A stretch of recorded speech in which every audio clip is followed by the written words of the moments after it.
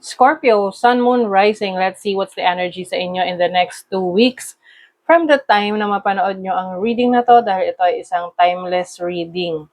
Anytime na mapanood nyo to, as long as makaka-resonate kayo, this reading is for you. And another reminder, I will not message you or follow you para mag-offer ng services. So mag-ingat kayo sa mga fake accounts and scammers. Kung gusto nyo ng private reading, just go to my website, mrqueenph.com, or you can book directly sa aking calendar, link on the description or comment section. Okay, let's see. Scorpio. What's the energy next 2 weeks? Anong parating? Beauty, oy. In the next 2 weeks, you will focus on your physical appearance, improving yourself, how you show up, no? Yung aesthetics mo. Itong beauty na to, hindi lang sa physical rin to. Pwede rin naman tong beautification of a place na gusto mo, no? Your home, your home life, no? Yung iyong living situation. True love come to me. Ay, Scorpio, meron kayong minamanifest na person. Kaya talagang kayo nag-aayos ngayon. Kumbaga, maring itong pag-aayos ninyo, hindi lang sa relationship yung pagmamanifest ninyo, but you are also manifesting your purpose, your passion, na mapunta ka doon sa talagang purpose mo, yung iyong yung direction mo, yung fate, yung destiny mo. Also, meron ding focus sa inyong kalusugan.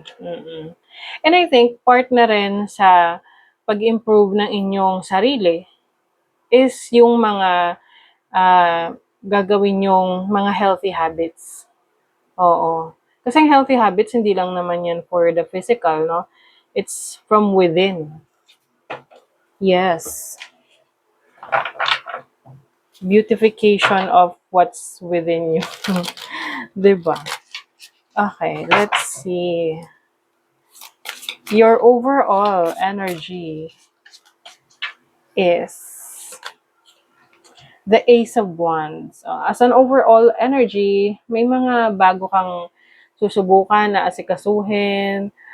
This is initiation eh. So, maaring may new beginnings for you, new experiences, new opportunities. Can be travel opportunities or new inspiration.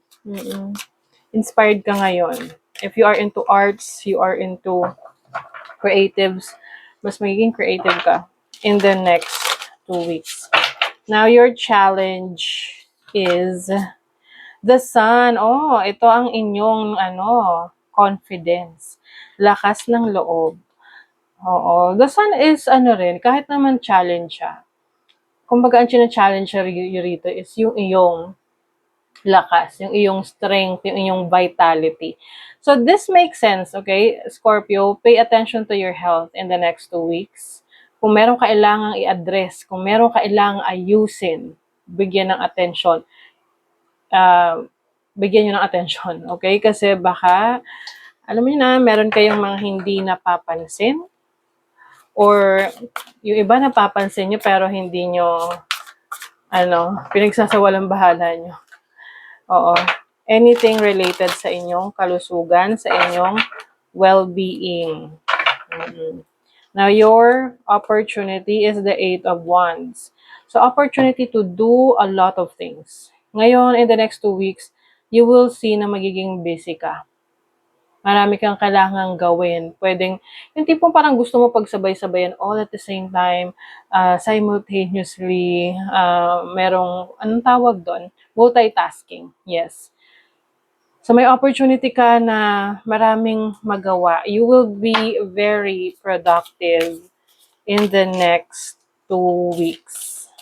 Maaari ring marami kang kakausapin, aasikasuhin, going to and from, lalo na kung meron kang sinisimulan na bagong kabanata sa buhay mo, bagong interes. Okay? Now, your blessing is, the Empress. So, as a blessing, this is abundance. Abundance in your creative ideas, abundance in your resources, mga pangangailangan mo, it will be provided sa iyo. This also makes sense kasi the Empress, it symbolizes Venus. Venus is the planet of beauty, 'di ba? And also money. So may mga blessings sa inyo pagdating sa kaperahan. And syempre, itong blessing na to, darating to, kung ikaw ay mag-e-effort dito sa, if you will take the opportunity na, work on your goals. Yes. Kaya kailangan focus rin kayo sa inyong kalusugan. Okay. Money, career, finances for Scorpio is the Eight of Pentacles. So, maraming trabaho talaga. This is, meron kang minamaster. You are mastering a craft, mastering a knowledge. So, andun yung passion mo ngayon. You are really focused on your goal.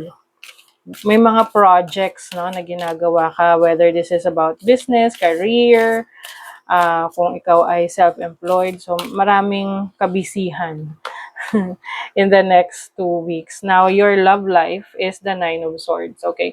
Some of you, kung kayo single, alam mo yung feeling nyo na parang wala na bang darating na person sa buhay ko, parang ganon. Oo, so iniisip mo, ano bang mali, ano bang kulang. Oo. Huwag kayo isipin na may kulang. Isipin nyo kung ano pa yung pwede nyo i-improve rin sa sarili niyo. And alam nyo kasi, minsan yung iba naghahanap ng relationship na hindi naman nila talaga kailangan. Pwedeng lang, through pressure sa paligid, but you have to see kung ready ka talaga. Some of you naman, kung kayo in a relationship, so pwedeng magkaroon ng challenging situation sa relationship ninyo. May mga pag-uusapan ng masinsinan, seryosong usapan. Maaring yung iba sa inyo, hindi kayo makatulog, nasa-stress kayo sa relationship ninyo, maaring feeling nyo walang patutunguhan. So, importante sa relationship na kayo ay nag-uusap. Be open. Follow the moon. O, para sinasabi rito, follow your instincts. Watch for signs. Hanapin mo ang mga senyales. Ano ba, red flag, green flag? Kasi that will show you the way. Kasi kung hindi talaga para sa'yo, hindi para sa'yo eh. Kahit anong pilit mo. Pero, kung ikaw naman ay merong gusto sa buhay at gusto mong malaman na para sa'yo ba yun, humingi ka ng signs. Kasi ipapakita yan sa'yo, ibibigay yan sa'yo. Okay? So, that is your reading, Scorpio. Thank you so much. See you again.